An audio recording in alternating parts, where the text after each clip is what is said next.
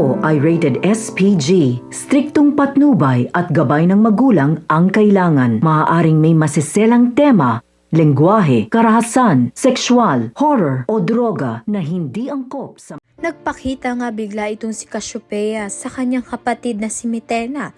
Sinubukan ni Cassiopeia na kumbinsihin si Mitena na tigilan na ang kanyang masamang binabalak sa Encantadia.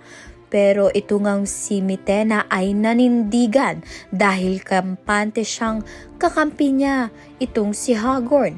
Wala nang nagawa itong si Cassiopeia kundi ang tapusin na nga ang buhay ni Mitena. Pero bago pa nga siya makatama, biglang sumulpot itong si Hagorn at iniligtas si Mitena. Agad silang nakatakas. Sa kabilang banda naman nga, sinusubukan naman nga ni Gargan na lokohin itong si Terra. Nagkunwari nga siyang sugatan at kaawa-awa para makuha ang awa ni Terra. Akala ni Gargan ay madadala niya ang dalaga sa drama niya, pero nagkamali siya dahil malakas ang pakiramdam ni Terra.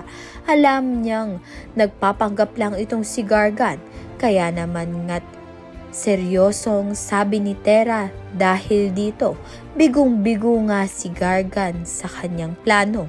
Kaya naman nga't yan at iba pa ang dapat nating pakaabangan. Maraming salamat sa iyong panonood.